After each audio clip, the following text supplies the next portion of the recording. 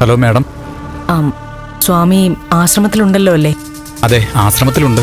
ഞാൻ പറഞ്ഞ കാര്യത്തെക്കുറിച്ച് ആലോചിച്ചില്ലേ? സത്യം പറഞ്ഞ ഞാൻ ആകെ പ്രയാസത്തില.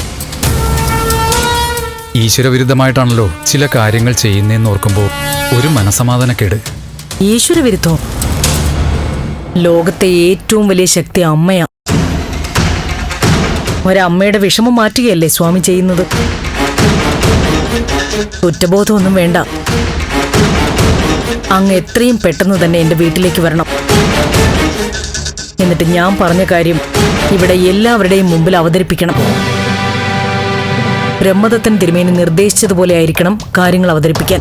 തിരുമേനി പറയാത്തൊരു കാര്യം അദ്ദേഹം പറഞ്ഞതായിട്ട് പറയാന്ന് വെച്ചാൽ അത് പാവമല്ലേ? അത്രയ്ക്ക് പ്രയാസമാണെങ്കിൽ വിട്ടേക്ക്.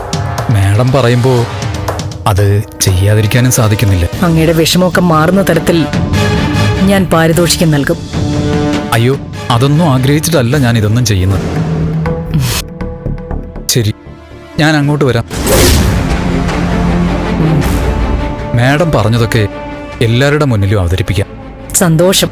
നന്ദി. ശരി.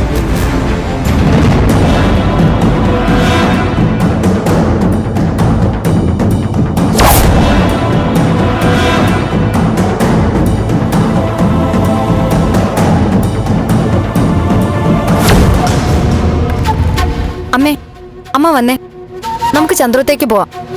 ചേച്ചി ഇങ്ങോട്ട് കൊണ്ടുവരാം. ചേച്ചിക്ക് ചോദിക്കാനും പറയാനും ഒക്കെ ആളുണ്ടെന്ന് അവരറിയട്ടെ. ഏത് വലിയ ആചാര്യം വിധിച്ചതാണെങ്കിലും ശരി, ഇതൊന്നും സമ്മതിച്ചു കൊടുക്കാൻ പറ്റില്ല. നന്ദേട്ടനിൽ നിന്ന് അകന്ന് നിൽക്കണമെന്നല്ലേ പറഞ്ഞേ? എന്നാ പിന്നെ ഇവിടെ വന്ന് നിൽക്കട്ടെ. എന്താ എന്താ ശാരിക പറയുന്നത്? ദേവിയെ ഇങ്ങോട്ട് വിളിച്ചോണ്ട് വരാൻ പറയുക.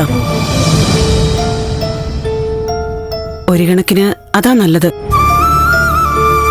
അവിടെ ഇങ്ങനെ തടവിൽ കിടക്കുന്ന പോലെ എന്തിനാ കഴിയുന്നത്? ഇവിടെ നിൽക്കട്ടെ, ശുദ്ധവായുവെങ്കിലും ശ്വസിക്കാം. നമ്മുടെ അടുത്ത് നിൽക്കുമ്പോ ഒരു സ്വാതന്ത്ര്യവും സമാധാനവും ഒക്കെ ഉണ്ടാവും. പക്ഷേ ബ്രഹ്മദത്തൻ തിരുമേനി വിധിച്ച പ്രകാരം തന്നെ വേണം കാര്യങ്ങളൊക്കെ മുന്നോട്ട് പോകാൻ. ആ വീട്ടിൽ തന്നെ നിൽക്കണമെന്നൊന്നും അദ്ദേഹം പറഞ്ഞിട്ടില്ലല്ലോ. അകന്നു കഴിയണം, അത്രയല്ലേ ഉള്ളൂ. ഇവിടെ ആവുമ്പോ ആ വീട്ടിൽ നിന്ന് ഒരുപാട് ദൂരെ അകന്നു നിൽക്കുന്നതിന്റെ ഫലവും കിട്ടും. അതുമല്ല,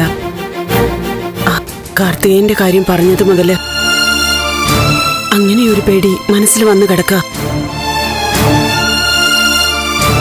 അവള് നമ്മുടെ കൺവെട്ടത്ത് തന്നെ ഉണ്ടെങ്കിൽ ഒരു സമാധാനം കിട്ടും. അവിടെ ഉള്ളവർക്ക് അത് ഇഷ്ടാവോ? ഇഷ്ടാവൂന്ന് ഇത് കേൾക്കുമ്പോ ആ പ്രഭാവതി വല്യമ്മ സന്തോഷം കൊണ്ട് തുള്ളിച്ചാടും.